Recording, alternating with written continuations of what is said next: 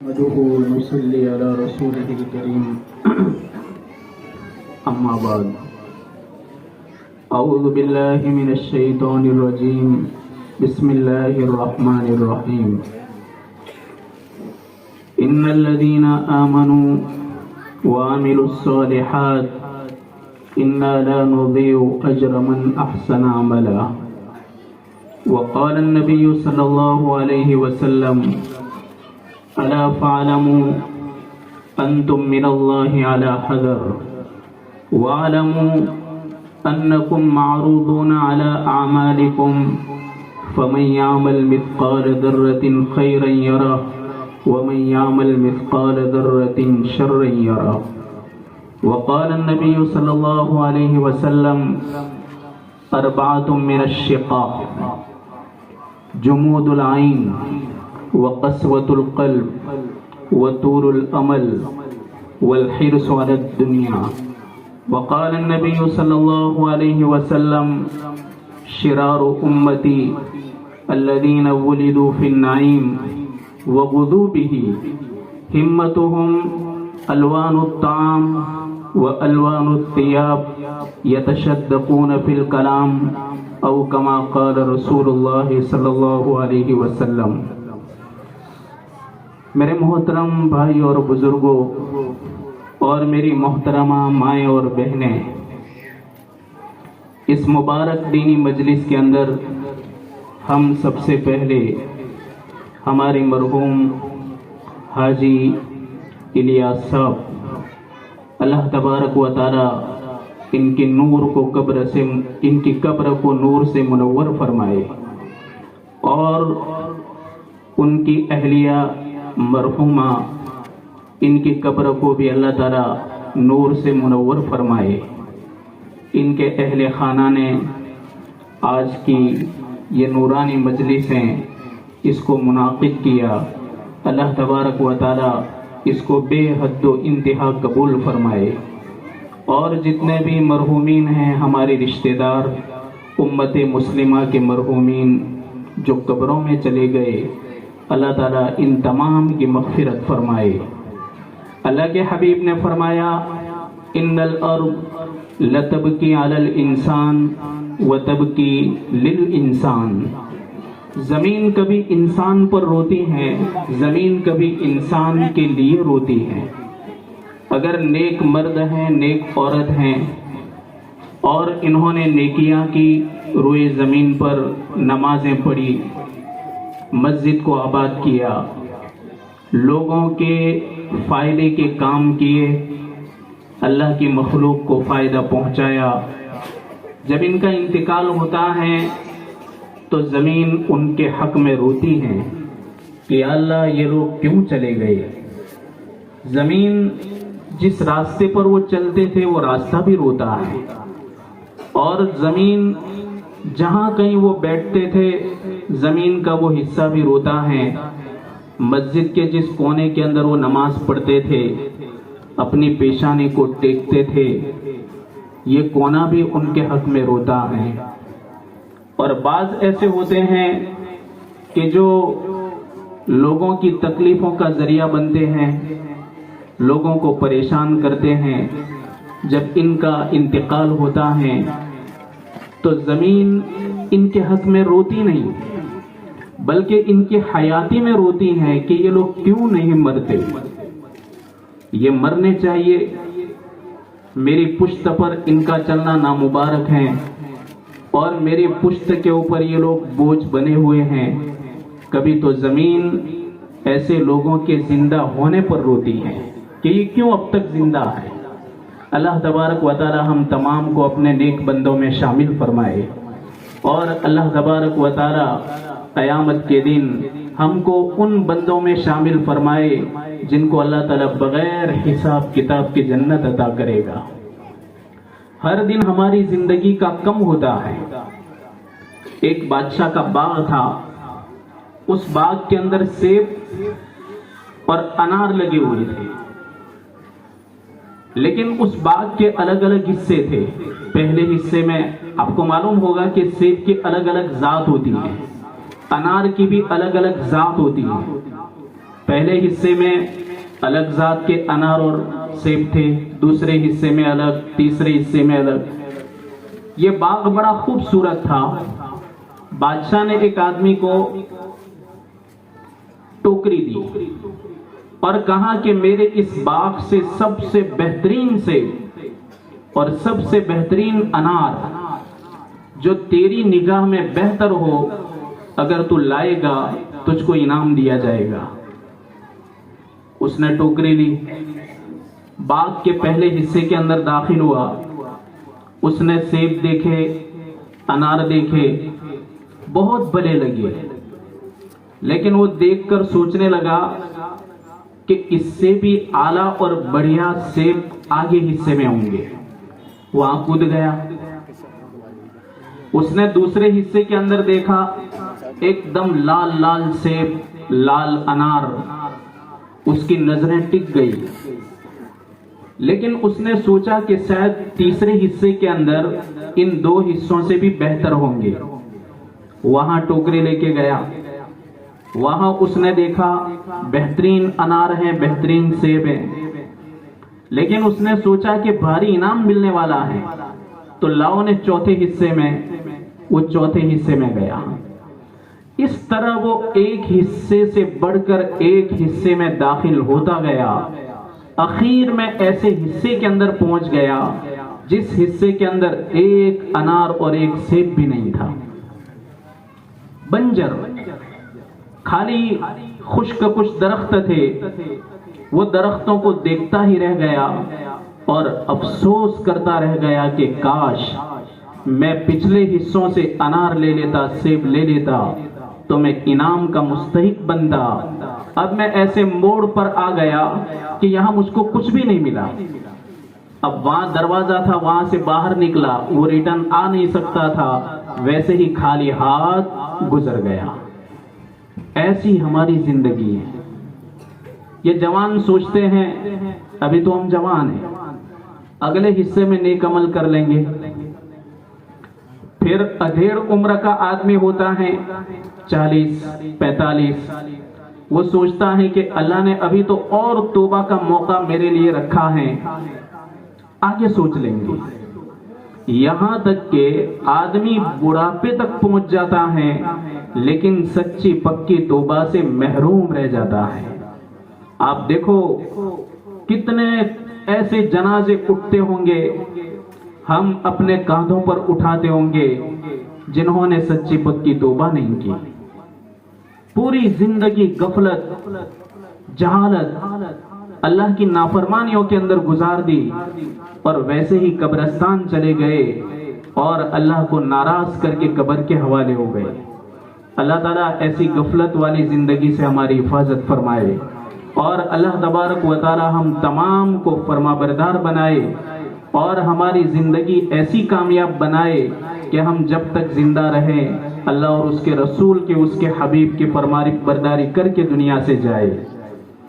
میرے بھائیوں، ایک بوڑھا آدمی اپنے جوان بیٹے کو ایک بار بلایا اور کہا کہ دیکھ بیٹا، تو کام کرتا ہے پر تو کام کا حساب نہیں دیتا۔ تو وہ اپنے باپ کو کہنے لگا کون سا حساب؟ کہاں صبح سے لے کر شام تک تو تھکتا ہے، اب شام کو آ کر مجھے حساب دیا کر۔ اب یہ تو بچے کو تھوڑا برا لگا۔ جیسے مرد کے حق میں یہ بات مشہور ہے کہ مرد کو کب برا لگتا ہے جب اس کو پوچھا جائے تم مہینے میں کتنا کماتے ہو۔ یہ سوال ان کے لیے مشکل ہوتا ہے، اور عورت کے لیے تمہاری عمر کتنی ہے، عورت اس کو ٹال دیتی ہے، اور مرد تم کتنا کماتے ہو چھپاتا ہے، ٹال دیتا ہے۔ اب اس نے اپنے بیٹے سے کہا کہ بیٹا تو اچھی طرح حساب دیا کر، صبح سے لے کر شام تک کا تیرا جو بھی دکان کا یا پھر تیری مزدوری کا جو بھی حساب ہو مجھے دے۔ اس نے کہا ابا ٹھیک ہے میں حساب دے دوں گا۔ ایک دن حساب دیا، دوسرے دن حساب دیا، تیسرے دن دیا، لیکن چوتھے دن تو بوجھ پڑ گیا. کہا ابا یہ کیا جھنجھٹ, آپ کو میرے حساب سے کیا لینا دینا, آپ کو خرچہ دے دیتا ہوں کہ نہیں, آپ جب بھی پیسے مانگتے ہیں آپ کو دے دیتا ہوں کہ نہیں, آپ کے چائے پان کے پیسے مل جاتے ہیں, اب آپ کو حساب لینے کی کیا ضرورت ہے. باپ تو باپ ہوتا ہے, اس لیے کہ باپ کو خوب معلوم ہے جب وہ بچپن کے اندر تھا اس کے ہر حرکت پر نقل پر اس کی باز نظر تھی. ایک ماں جب بچہ کچھ نہیں بولتا تو انبول ہونے کی حالت کے اندر بھی ماں سمجھ جاتی ہے کہ بچہ کیا کہہ رہا ہے اور بچی کیا کہہ رہی ہے.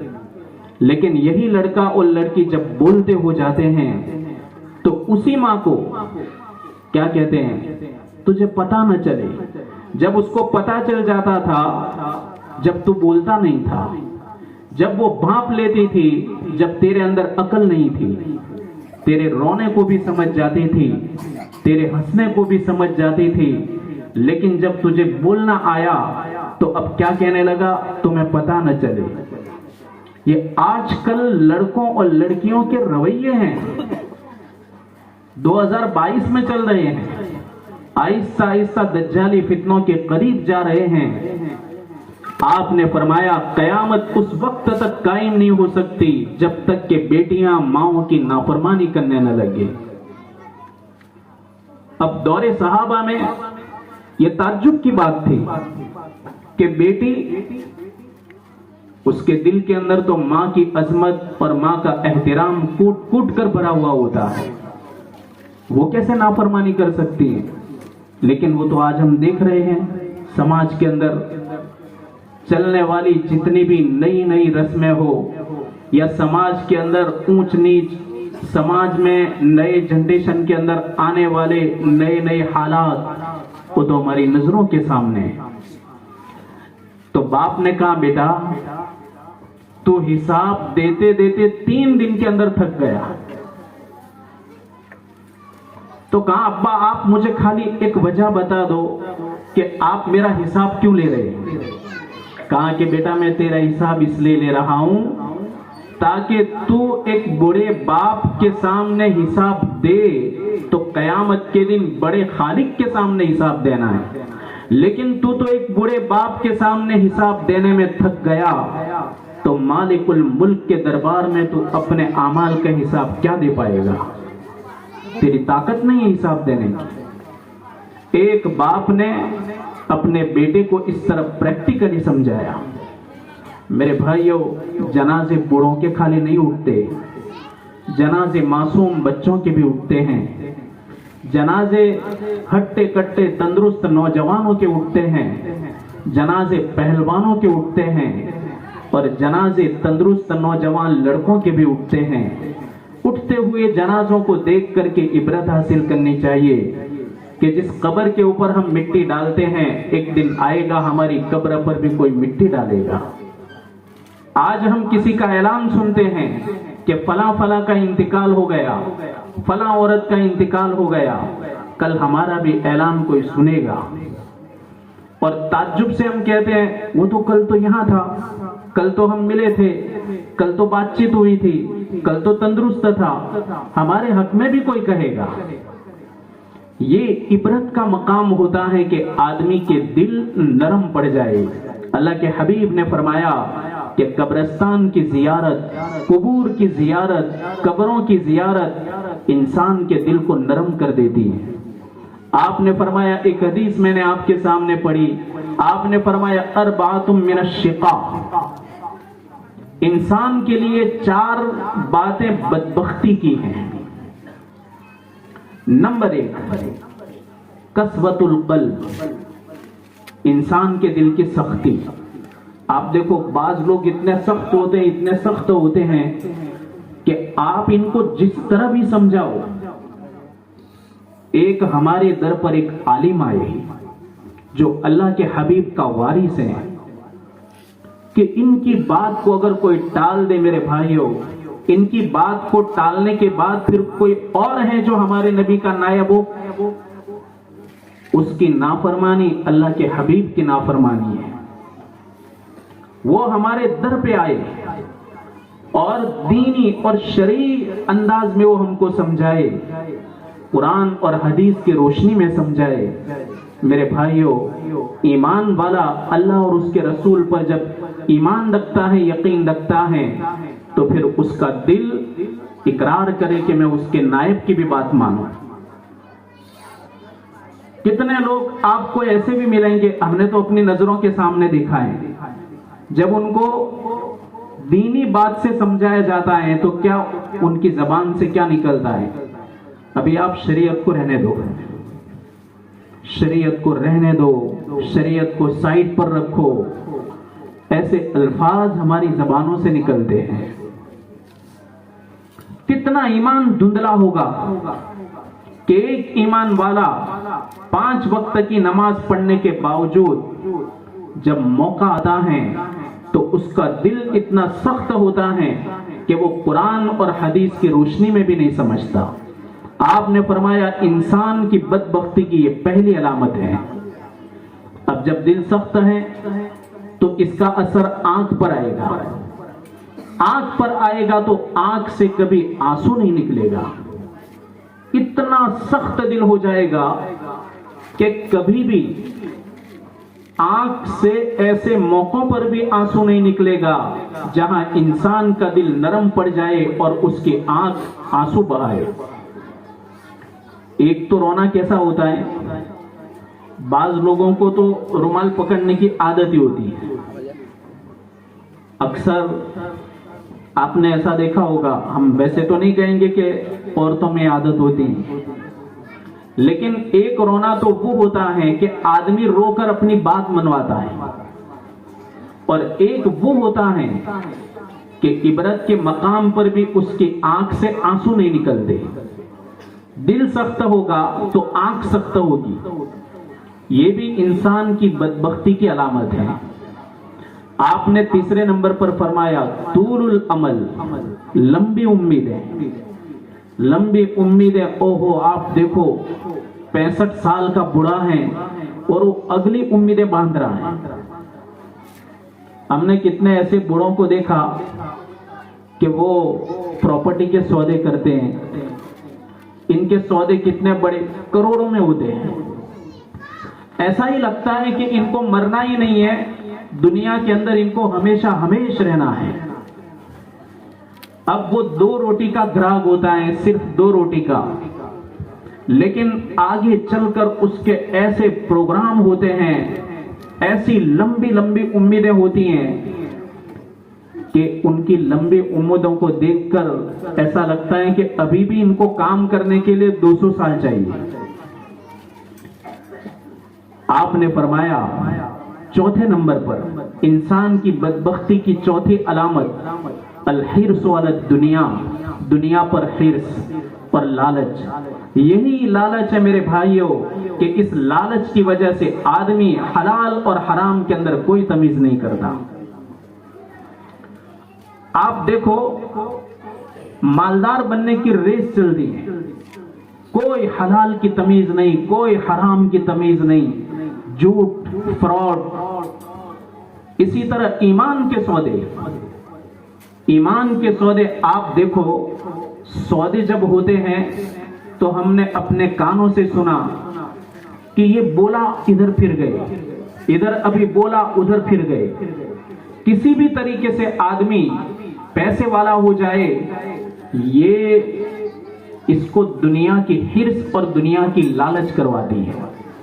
آپ کو میں واقعہ سناؤں، عمیر بن سعد رضی اللہ تعالی عنہ بہت بڑے صحابی ہیں، حضرت عمر نے ان کو حمص کا گورنر بنایا۔ یہ تو صحابہ ہیں، آج کرسیوں کو لینے کی لڑائیاں چل رہی ہیں، دور صحابہ میں کرسیاں دینے کی لڑائیاں تھیں، آج لینے کی لڑائیاں ہیں۔ دور صحابہ میں حق ادا کرنے کے جھگڑے ہوتے تھے، آج حق لینے کے جھگڑے ہوتے ہیں۔ ہر ایک آدمی حق کا دعوے دار ہے۔ پوری دنیا کے اندر جتنے بھی جھگڑے ہو رہے ہیں وہ حق لینے کے ہو رہے ہیں۔ بیوی کہتی ہے کہ میرا حق، شوہر کہتا ہے میرا حق، بچے کہتے ہیں ہمارا حق دو۔ یہاں تک کہ عوام اور پرجا بھی ریلیاں نکال کر کے سرکار کو کہتے ہیں ہمارا حق دو، اور سرکار پرجا سے کہتے ہیں کہ ہمارا حق دو. ساری ہی لڑائیاں حقوں کی ہو رہی ہیں. حضرت عمر رضی اللہ تعالی عنہ نے عمیر بن سعد کو حمص کا گورنر بنایا. 1 سال گزر گیا، کوئی خبر نہیں عمیر کیا کر رہے ہیں، عمیر کس طریقے سے گورنری میں کام کر رہے ہیں، کچھ اتا پتا نہیں. حضرت عمر نے اپنے وزیر کو بلایا، کہا کہ بھئی تمہارے حمص کے گورنر کی کوئی خبر نہیں، اب وہاں وہ کام بھی کر رہا ہے کہ نہیں کر رہا، یا پھر وہاں کی مالداری کو دیکھ کر کے وہاں کے مالداروں میں بہہ گیا. حضرت عمر نے کہا کہ خط لکھو. حضرت عمیر ابن سعد کے اوپر خط لکھوایا. حضرت عمر نے خط میں کیا لکھوایا کہ آپ 1 ہفتے کے اندر اندر آپ کے پاس جتنا بھی خزانہ ہے جو لوگوں نے آپ کو دیا ہو یا آپ نے حکومت سے لیے ہو، وہ سارا مال لے کر کے مدینہ کے اندر حاضر ہو جائیں. جیسے ہی وہاں خط پہنچا، انہوں نے خط پڑھا. عمیر ابن سعد رضی اللہ عنہ نے ایک لکڑی لی. آپ نے دیہاتیوں کو دیکھا ہوگا، وہ چلانے نکلتے ہیں، لمبی لکڑی ہوتی ہے، ادھر رکھتے ہیں اور اپنے ہاتھ یوں بھرا دیتے ہیں. اتنی لمبی لکڑی ہوتی ہیں، ادھر بھی جاتی ادھر بھی نکلتی ہیں، اور بعض دیہاتی اس کے اوپر سامان بھی لٹکاتے ہیں. عمیر نے وہ لکڑی لی، ایک مٹی کا پیالہ لیا اور ایک تھیلا لیا، وہ لے کر کے چل دیے. حمص سے چلتے چلتے مدینہ منورہ میں حضرت عمر بن خطاب رضی اللہ تعالی عنہ کے دربار میں حاضر ہو گئی. سواری پر نہیں، چلتے چلتے. آپ دیکھو کتاب میں تو بہت لمبا چوڑا واقعہ ہے. پورے گرد سے بھر گئے، مٹی سے بھر گئے، ان کے ناخن بڑھ گئے، بال بڑھ گئے، ان کے پیروں کے اندر پھٹن آ گئی.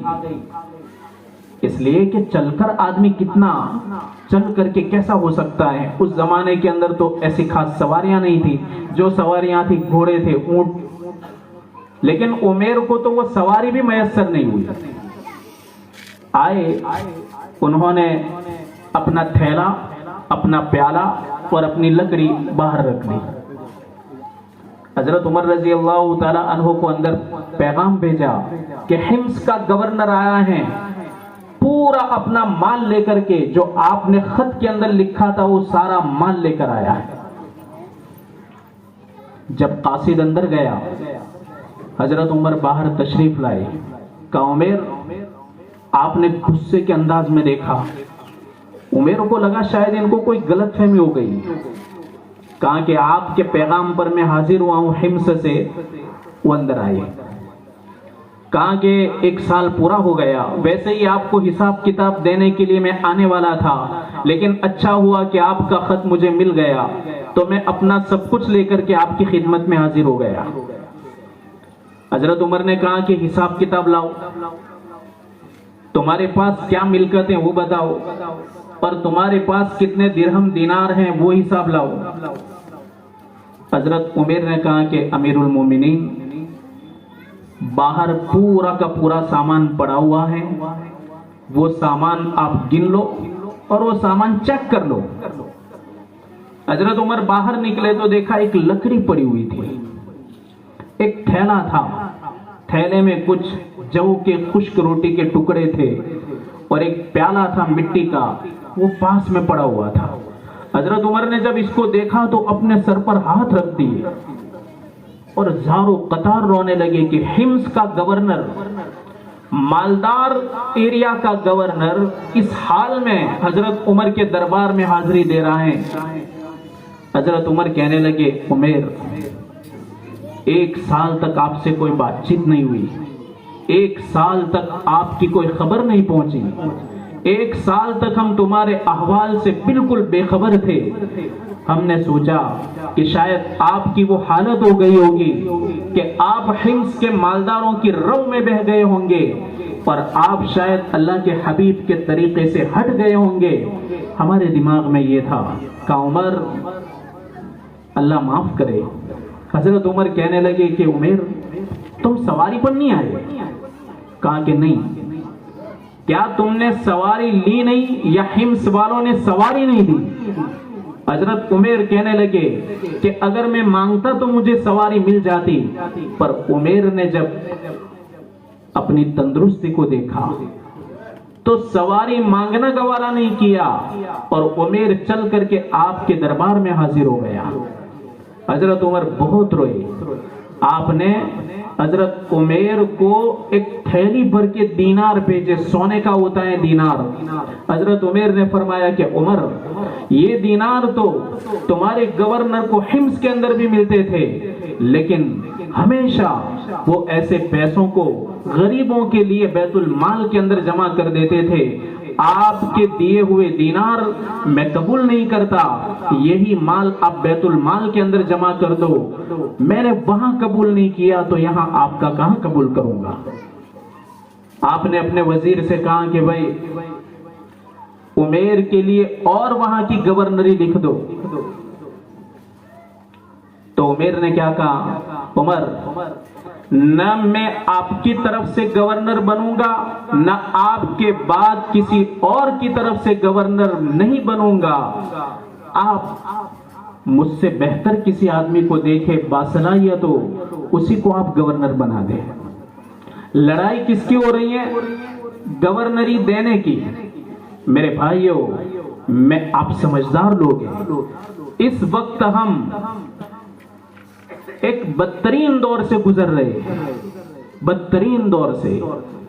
اس لیے ہمارے حق میں، مسلمانوں کے حق میں بہتر یہ بات ہے کہ ہم سب سے پہلے اپنے بچوں اور بچیوں کی بہترین تعلیم اور تربیت، اچھے اخلاق، ان کے بھوش اور فیوچر کے لیے بہترین فکریں، اور ہمارے سماج کے اندر چلنے والی جتنی بھی خرابیاں ہیں ان کی طرف خاص توجہ دیں، اور رزق حلال کے لیے کاروبار پر توجہ دیں، حلال روزی کے لیے.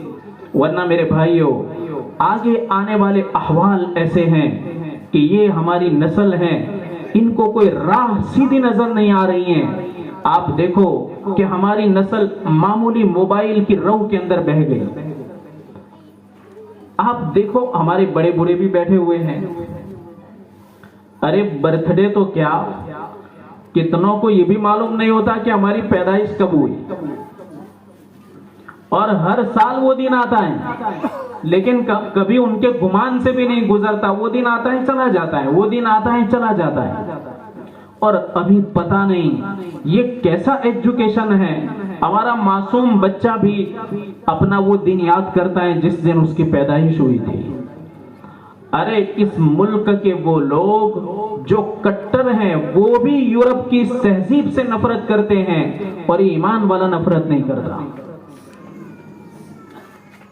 تو یہ آہستہ آہستہ کیوں آ رہا ہے؟ یہ اسی موبائل کے اوپر ہمارے بچے اور بچیاں دیکھ رہے ہیں. یہی تہذیب ہمارے گھروں کے اندر آ رہی ہے. اینیورسری ڈے، پتہ نہیں کتنے ڈے ہوں گے. ان کے تو اتنے ڈے ہیں تو ان کو ٹائم ہی نہیں ملتا. ہر ڈے ان کی تو خوشیاں مناتے. ہر ڈے میں ہمارے لیے صرف خوشی کے دو ہی موقع ہیں. اللہ کے حبیب نے فرمایا کہ 2 عید تمہارے لیے تہوار ہیں. اس کے علاوہ ہمارے حق میں ہمارے نبی نے اپنی امت کے حق میں کوئی ایسا موقع نہیں بتایا. جمعہ کا دن ہفتے کی عید ہے، اس میں کیا کرے بندے؟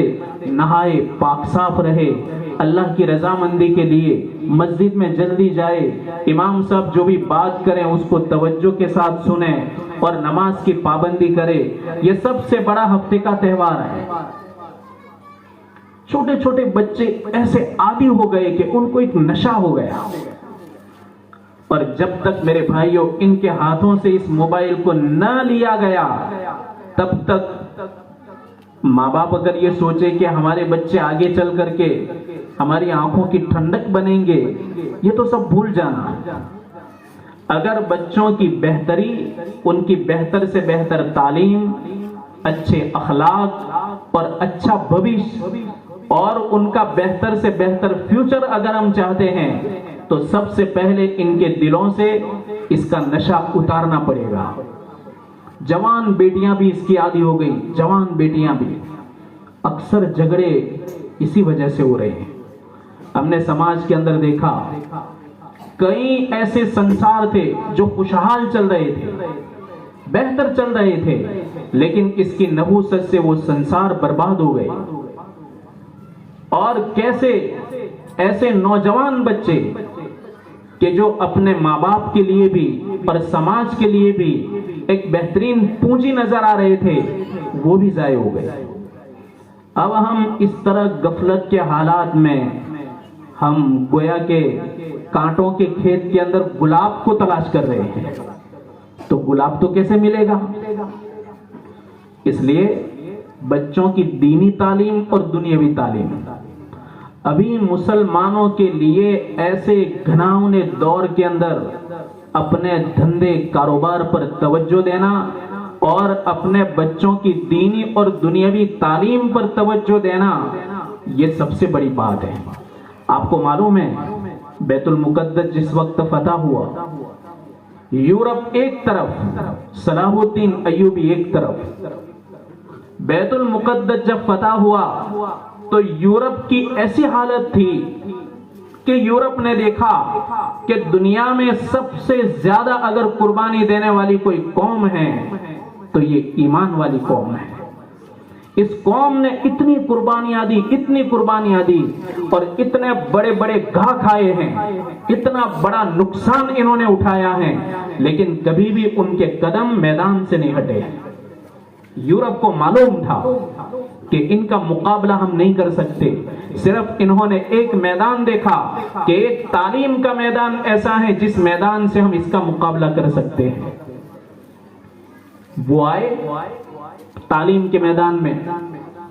آپ دیکھو یہ بجلی, یہ روشنی, ایک زمانے میں دیے جلتے تھے گھروں کے اندر, اور کوئی سوچتا بھی نہیں تھا کہ بجلی اور روشنی کا ایسا انتظام ہوگا کہ رات بھی دن لگنے لگے, کسی کے گمان میں بھی نہیں تھا. لیکن اسی یورپ نے محنت کرتے نیکولا ٹیسلا جیسا سائنٹسٹ پیدا کیا کہ اس نے اس کی کھوج لگائی اور اس میدان کے اندر سب سے پہلا قدم رکھا. اس کے بعد آپ دیکھو آئنسٹائن, نیوٹن, اسٹیفن ہاکنگ, پھر تھامس ایلوا ایڈیسن, یہ سارے یورپ کی پیداوار ہیں. یورپ نے جب دیکھا کہ یہ امت ایسی امت ہے کہ جس کا مقابلہ ہم صرف تعلیم کے میدان میں کر سکتے ہیں, باقی ان کی جو جوامردی ہیں اور ان کی جو طاقتیں اور ان کے جو حوصلے بلند ہیں, اس کا مقابلہ یورپ نہیں کر سکتا. لیکن یورپ نے تعلیمی میدان میں آ کر کے ہمارا مقابلہ کیا. مفتی تقی صاحب دامت برکاتہم اکثر یہ بات کہا کرتے ہیں کہ ابھی ہم اس موڑ پر آ گئے, اب ہمارے بچے اسی میدان میں آگے بڑھیں گے. اللہ تبارک و تعالی ہمارا آئندہ آنے والا جو کل ہوگا ہمارے بچوں کے حق میں بہتر ہوگا. راتوں کو دیر تک جاگنا اور صبح دیر سے اٹھنا. آپ دیکھو صبح سویرے ان کی گلیاں صاف ہو جاتی ہیں, صبح سویرے اٹھ کر کے ان کی دکانوں کے سامنے سے کچرے صاف کر دیتے ہیں, اور صبح 4 بجے اٹھتے ہیں. دیہاتوں کے اندر آپ کو معلوم ہے 4 بجے اٹھ جاتے ہیں. مغرب کے بعد, مغرب کا وقت ہوتا ہے, سو جاتے ہیں. ہم عشاء کے بعد فوراً سوئے. آپ نے فرمایا لا سمرت بعد العشاء, عشاء کے بعد کوئی بات چیت نہیں. دینی بات چیت ہو تو الگ بات ہے, باقی ایسے ٹولے لگا کر بیٹھنا, مستی مذاق کرنا, غیبتیں کرنا, ٹھٹھے اور مذاق کرنا, یہ ہمارے بچوں کے اندر یہ عادت بڑی دکھائی دے رہی ہے. آپ دیکھو کتنی فضول خرچی ہو رہی. بال ایسے ایسے کٹواتے ہیں 1500 2000. کچھ بچے تو ہم نے ایسے دیکھے کہ بال کٹوانے کے لیے بامبے تک جاتے ہیں, بروڈا تک جاتے ہیں. 30 روپے کے بال میں 2000 دینے کے. 30 रुपए के बाल कटे, 40 रुपए के बाल कटे, इसमें लोग 1500, 2-2 हजार रुपए, कितनी फजूल खर्ची है। खाने में आप देखो कि खानों में भी कितनी फजूल खर्चियां हो रही हैं, इतनी फजूल खर्चियां हो रही हैं, इतनी फजूल खर्चियां हो रही हैं कि अगर ये टोटल पैसा मिलाया जाए तो मेरे भाइयों, हमारा जो मकतब और हमारी जो मस्जिद है, आप इधर ही देखो, अपने ही मदरसे का हाल देखो, अपनी ही मस्जिद का हाल देखो। अगर ये फजूल खर्ची वाला पैसा ही खाली इकट्ठा करो ने तो आपके मदरसे की पोजीशन बेहतर से बेहतर हो जाए, आपकी मस्जिद की पोजीशन हालत बेहतर से बेहतर हो जाए।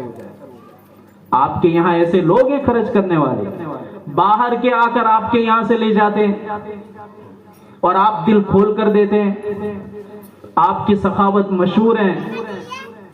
अगर आप ही फिक्र के साथ, ये जवान है, जवान जिस कौम का जवान बेदार होता है और जिस कौम का जवान अपने कांधों के ऊपर जिम्मेदारियों को लेने वाला होता है, मेरे भाइयों, वो कौम हमेशा तंदुरुस्त रहती है।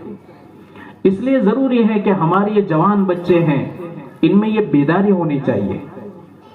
हम देखते हैं बेचारे कितने गरीब बच्चे ऐसे आपको मिलेंगे जो बड़े होशियार होते हैं, टैलेंटेड बच्चे होते हैं, लेकिन इनके पीछे कोई खर्च करने वाला नहीं होता।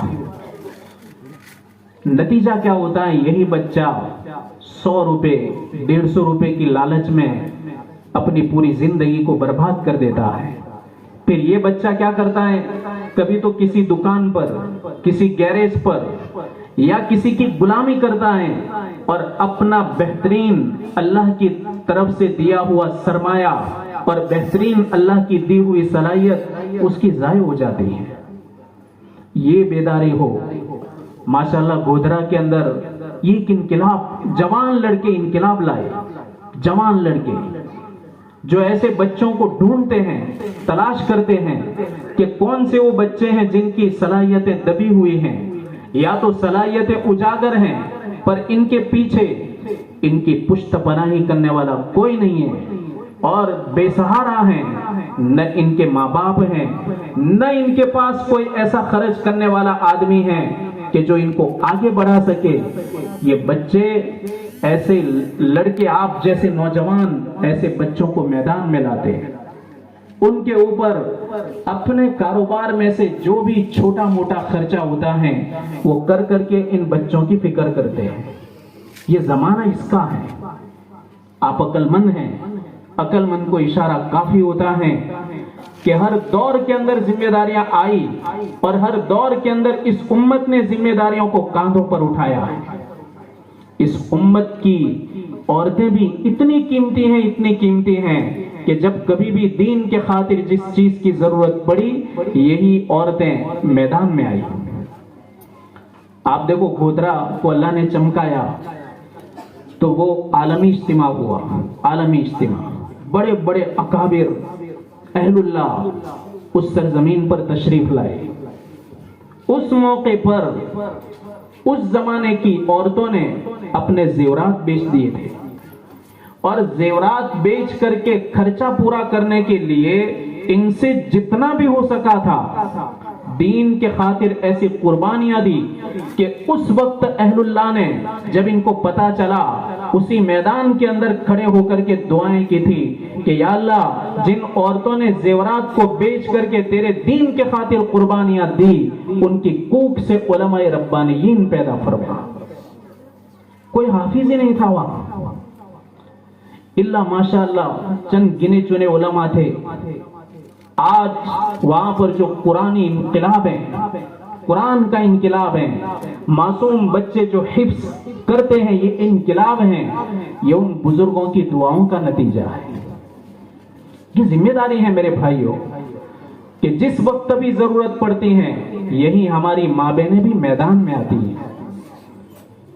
तो हर दौर के अंदर जिम्मेदारी होती है, लेकिन हमारे बच्चे बेचारे, इनको अगर सही गाइड मिल जाए, सही रहनुमाई मिल जाए, बड़ों की मातहती के अंदर अगर इनको सही रास्ता मिल जाए तो यही लड़के इनकलाब बर्पा कर सकते हैं। आपके यहाँ होशियार लोग हैं, ایسے ہوشیار لوگ ہیں کچھ تو کہ گجرات کے اندر ان کی پہچان ہے. ایسے بھی لوگ ہیں آپ کے پاس. اگر ان کی ماتحتی کے اندر اگر آپ کو صحیح رہنمائی ملے تو انشاءاللہ آپ کی بستی اور علاقوں کے لیے بہترین نمونہ بن جائے. تو میرے بھائیو، ہم مسجد کی بھی فکر کریں، مدرسے کی بھی فکر کریں، اساتذاؤں کی فکر کریں کہ جو بیچارے رات دن محنت کر کے چھوٹی چھوٹی ہماری اولاد ہیں. دیکھو نا، باپ تو صبح نکل جاتا ہے، جب نکلتا ہے تو اولاد سوئی ہوئی ہوتی ہے. باپ جب رات کو گھر آتا ہے اولاد سوئی ہوئی ہوتی ہے. ان معصوم بچوں کے مستقبل کو بنانے کے لیے اور ان کے دلوں کے اندر ایمان کی گٹی پیوست کرنے کے لیے یہ بیچارے اتنی قربانیاں دیتے ہیں. ان کے ہم قدردانی کریں. یہ ہماری ذمہ داری ہے کہ ایک بچہ قرآن کو مکمل کرے تو دنیا اور آخرت کے خزانے اس گھر کے اندر آ گئے. ہماری ماں بہنیں بھی سن رہی ہیں. اللہ کے حبیب ایمان والے کے حق میں فرمایا کرتے کہ تم میں کا کوئی آدمی اس وقت تک بہتر نہیں ہو سکتا کہ جب تک کہ وہ اپنی بیوی کے ساتھ بہترین سلوک نہ کرے. آپ نے فرمایا میں تمہارے اندر سب سے بہترین سلوک کرنے والا ہوں اپنی بیویوں کے ساتھ. ایک مرتبہ حضرت عائشہ رضی اللہ تعالی عنہا آپ کے پاس بیٹھی ہوئی تھی، ہماری ماں. باتوں باتوں میں ان کی آواز بلند ہو گئی حضرت عائشہ کی. ہمارے نبی نے سمجھایا اور بات بڑھ گئی، آپ نے سمجھایا اور بات اونچی ہو گئی. اتنے میں ان کے ابا حضرت صدیق اکبر رضی اللہ عنہ تشریف لائے. حضرت عائشہ کے ابا. آپ نے دیکھا کہ ایک طرف تو نبی آخر الزماں ہیں کہ جن کی رضامندی اللہ کی رضا ہے اور جن کی ناراضگی اللہ کی ناراضگی ہے. ایک طرف اپنی بیٹی کو بھی دیکھا کہ بیٹی سرور کائنات کے سامنے بلند آواز سے بول رہی ہے. آپ نے اپنی بیٹی حضرت عائشہ کو مارنے کے لیے ہاتھ اٹھایا کہ زور سے منہ پر تھپڑ مارے تاکہ اپنی زبان کو لگام دے. اللہ کے حبیب فوراً بیچ میں آ گئے اور حضرت صدیق اکبر رک گئے. صدیق اکبر نے جو ہاتھ اٹھایا تھا وہ رکھ دیا. اللہ کے حبیب نے حضرت عائشہ سے فرمایا کہ دیکھا ابھی میں بیچ میں نہ آتا تو تیرے ابا تیری کیا حالت کرتے، لیکن میں نے تجھے بچایا. اس پر حضرت عائشہ ایسی خوش ہو گئی کہ اللہ کے حبیب سے لپٹ گئی. یہ مثالیں ہیں میرے بھائیوں کہ بہتر سے بہتر اپنی بیویوں کے ساتھ حسن سلوک کریں. اور عورتوں کے حق میں یہ ہیں، آپ نے فرمایا جو عورت اپنے شوہر کا حق ادا کرے اور اللہ کا حق ادا کرے، نماز کی پابندی کرے، اللہ تبارک و تعالی قیامت کے دن اسے فرمائیں گے کہ جنت میں جس دروازے سے داخل ہونا چاہے وہ داخل ہو جائے. یہ عورتوں کے حق میں ہے. یہاں تو پتہ نہیں، ایسے واقعات تو بہت کم ہوں گے، لیکن ہم تو دیکھتے ہیں ہزاروں کی تعداد میں کیسوں کی بھرمار ہے. دارالصلح کے اندر کتنے ایسے کیس آتے ہیں تو محنت کر کے، فکر کر کے، راتوں کو جاگ کر کے کسی نہ کسی طرح مسائل حل ہو جاتے ہیں. باقی آپ کورٹ کے اندر دیکھو کہ کچھ کیس حل ہوئے اس سے ڈبل پھر آ جاتے ہیں. جو 7-8 ہزار کی تعداد سنکھیا ہے وہ کم ہی نہیں ہوتی. معمولی بہانوں پر، معمولی باتوں کے اوپر طلاقیں پڑتی ہیں. جوان بیٹیاں مطلقہ ہوتی ہیں. جوان بیٹیاں کہ جن کی معصوم اولاد ہیں اور پھول جیسے بیٹے ہیں، بیٹیاں ہیں، وہ کبھی ان کی زندگیاں برباد ہو جاتی ہیں. میرے بھائیوں، اگر ہم کسی کی بیٹی کے ساتھ یہ رواداری رکھیں گے تو ہمارے گھر کے اندر بھی بیٹیاں ہیں.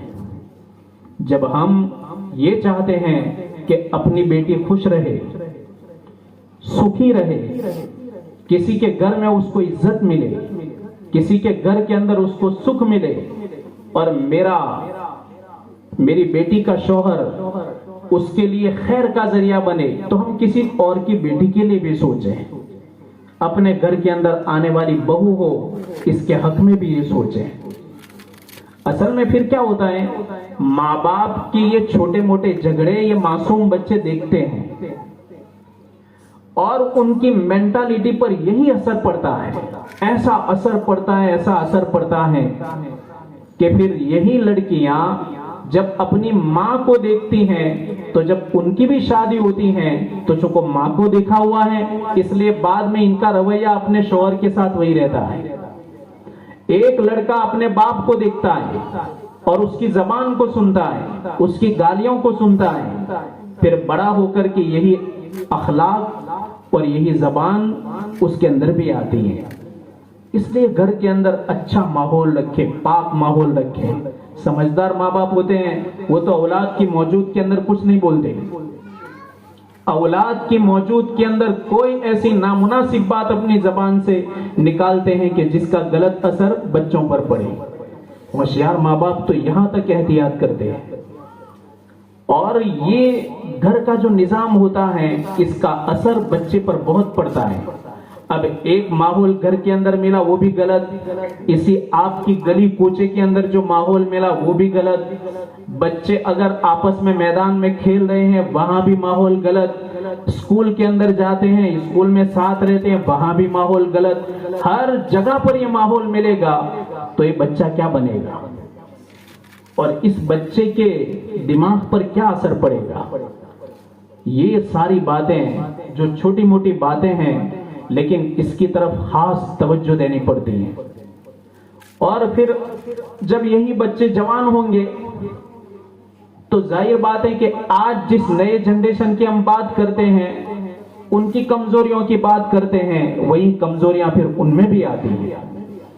آپ دیکھو چھوٹا بچہ جب امام صاحب کو دیکھتا ہے تو امام جیسی حرکت کرتا ہے وہ بھی کرتا ہے، مؤذن صاحب کو دیکھتا ہے مؤذن صاحب جس طرح اذان پڑھتے ہیں وہ بھی اذان پڑھتا ہے، اور بڑے جس حرکت کو کرتے ہوئے دیکھتے ہیں وہ بچے بڑوں کو تو ایسی حرکت وہ بھی کرتے ہیں۔ تو اس کے اثرات بچوں کی ذہنیت پر پڑتا ہے، اس لیے اس کا بہت خیال کریں۔ ایک تو صبح اٹھانا، وقت پر مدرسہ بھیجنا، اور جہاں تک ہو سکے پابندی کے ساتھ بھیجنا۔ اگر ہمارے بچوں کے اندر یہ پابندی آ گئی تو انشاءاللہ یہ ہمارے بچے قیمتی بنیں گے۔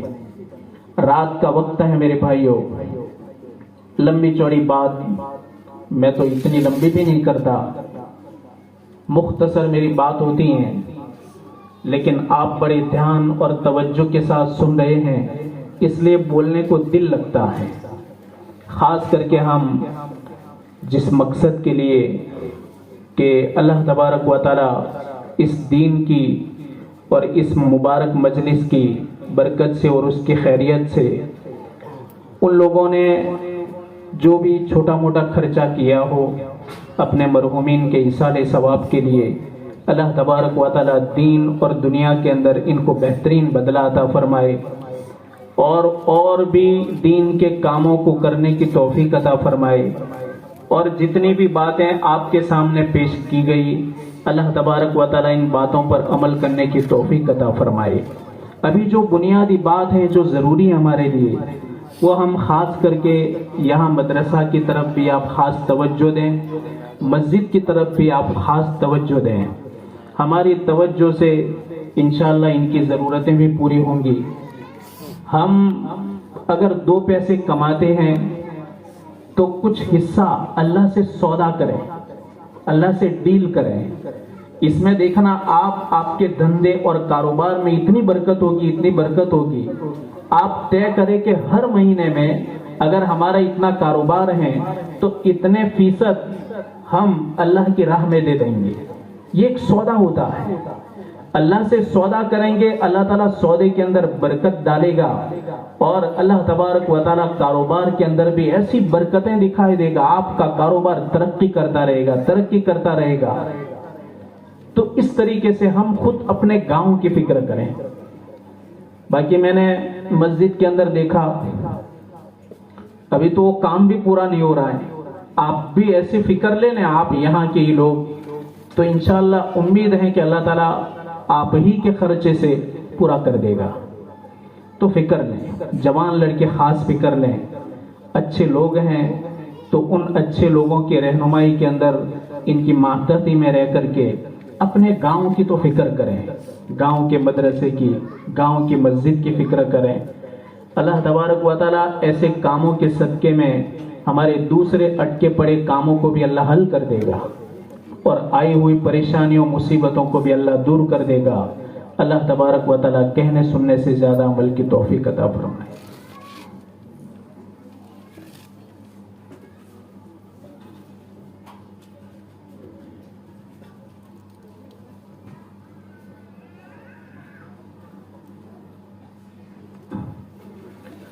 یا رب لک الحمد حمدا دائما مع دوامک ویا رب لک الحمد حمدا خالدا مع خلودک اللهم لك الشكر كله ولك الحمد كله ولك الخلق كله ولك الثناء كله بيدك الأمر كله اللهم لك الحمد وأنت المشتكى وأنت المستعان ولا حول ولا قوة إلا بك إلهنا ليس في الوجود رب سواك فيدعى إلهنا وليس في الكون إله غيرك فيرجى اللهم إنا نسألك إيمانا كاملا ويقينا صادقا وعلما نافعا وعملا متقبلا ورزقا حلالا طيبا واسعا وشفاء من كل داء يا أحد الصمد الذي لم يلد ولم يولد ولم يكن له كفوا أحد اللهم إنا نعوذ بك من علم لا ينفع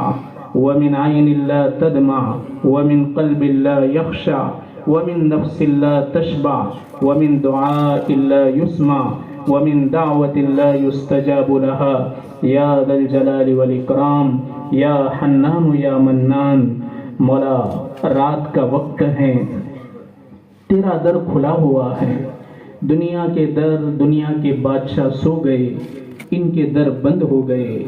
مولا تو ایسا خالق اور مالک ہے، ایسا بادشاہ ہے کہ تو نے کبھی اپنے در کے دروازے بند نہیں کیے، ہر وقت تیری عطا جاری رہتی ہیں، ہر وقت تیرا در کھلا رہتا ہے۔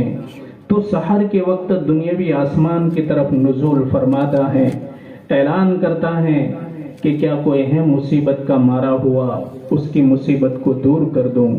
تو کہتا ہے کیا کوئی ہے تکلیف کا مارا ہوا، اس کی تکلیف کو دور کر دوں۔ کیا کوئی ہے مغفرت کا چاہنے والا کہ میں اس کی مغفرت کر دوں۔ مولا کریم تو اتنا کریم آقا ہے اور تو اتنا غفور الرحیم ہے کہ تو بندوں کو آ کر پکارتا ہے، پر ہم غفلت کی نیند سوئے ہوئے ہوتے ہیں۔ ہم کبھی بھی اٹھ کر کے تیرے دربار میں ہاتھ نہیں اٹھاتے، اپنی آنکھ سے گرم آنسو نہیں بہاتے۔ مولا تجھ کو وہ بندہ اور بندی بڑے پسند ہوتے ہیں کہ جو اپنے گناہوں پر روتے ہیں، اپنے کیے پر پچھتاتے ہیں، ندامت کے آنسو بہاتے ہیں، آئندہ نہ کرنے کا عزم کرتے ہیں۔ ایسے بندے اور بندیاں تجھے بہت پسند ہیں۔ مولا بڑی نورانی مجلس ہیں، تیری بات سننے کے لیے یہ اپنی نیند کو قربان کر کے بیٹھے ہوئے ہیں، عشاء کا فریضہ ادا کیا ہے۔ مولا تجھ سے آس لگا کر، امید لگا کر بیٹھے ہیں۔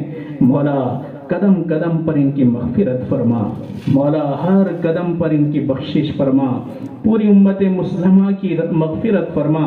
ہم سے پہلے جو قبروں میں چل بسے ان کی مغفرت فرما، ان کی قبروں کو نور سے منور فرما، ان کی قبروں کو ٹھنڈا فرما، قبر کے سوال کو آسان فرما، بغیر حساب کتاب جنت عطا فرما۔ مولا امت مسلمہ کے حال پر رحم فرما، مولا امت کو بہترین قائد نصیب فرما، بہترین مقتدا اور پیشوا نصیب فرما۔ مولا پریشان حالوں کی پریشانیوں کو دور فرما، جو بیمار ہیں ان کو شفا عطا فرما، جو قرض کے اندر ڈوبے ہوئے ہیں قرض کی ادائیگی کے اسباب مہیا فرما، مصیبت زدوں کی مصیبتوں کو دور فرما۔ مولا جہاں کہیں بھی ایمان والے آباد ہیں ان کے جان، مال، عزت، آبرو، ایمان کی حفاظت فرما۔ مولا بے حیائی کو ختم فرما، بے شرمی کو ختم فرما، آوارگی کو ختم فرما۔ آوارگی اور بے حیائی گھر گھر کے اندر پیوست ہو چکی ہیں، گلی گلی کوچوں کے اندر پیوست ہو چکی ہیں، ہماری اولادیں اس میں بہی جا رہی ہیں۔ مولا ان کی حفاظت فرما، آئندہ والا کل ہمارے لیے بہتر فرما۔ مولا ہر دن ہم دجالی فتنوں کے قریب جا رہے ہیں، تیرے حبیب کے زمانے سے دور ہوتے جا رہے ہیں اور ہر دن فتنوں کے قریب ہو رہے ہیں۔ مولا ایسے فتنوں سے ہماری اور ہماری نسلوں کی حفاظت فرما، ہماری نسلوں کی ایمان کی حفاظت فرما۔ خیر کی لائن سے تیرے پیارے حبیب نے اپنی امت کے لیے جو کچھ مانگا اس میں ہمارا اور پوری امت کا حصہ عطا فرما۔ جن شرور، مصیبتوں، بیماریوں اور آفات سے تیرے پیارے حبیب نے پناہ مانگی اس سے ہماری اور پوری امت کی حفاظت فرما۔ مولا اس بستی کے اندر خیر و برکت نازل فرما، یہاں کے لوگوں کے دلوں میں آپس میں ایک دوسرے کی محبت پیدا فرما، ایک دوسرے کی عظمت پیدا فرما۔ مولا کریم حاسدین کے حسد سے حفاظت فرما، مبغضین کے بغض سے حفاظت فرما، ماکرین کے مکر و فریب سے حفاظت فرما۔ مولا ہر قسم کی آفتوں سے ہماری حفاظت فرما۔ مولا گناہوں کی نفرت ہمارے دلوں میں پیدا فرما، نیک کام کرنے کا ذوق شوق ہمیں نصیب فرما، قرآن کا علم ہمیں عطا فرما۔ مولا قرآن کا عشق عطا فرما، تیرے پیارے حبیب کی اتباع کی ہمیں توفیق عطا فرما۔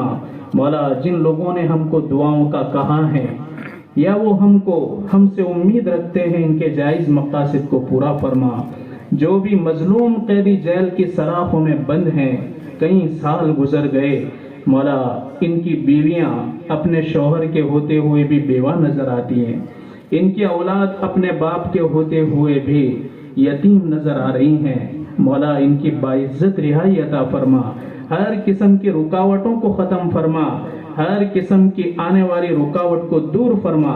مولا ہماری دعاؤں کو محض اپنے فضل و کرم سے تیرے پیارے حبیب حضرت محمد رسول اللہ صلی اللہ علیہ وسلم کے صدقے توفیل قبول فرما۔ وصلی اللہ تعالی علی خیر خلقہ ونور عرشہ سیدنا محمد وعلی آلہ وصحبہ اجمعین برحمتک یا ارحم الراحمین۔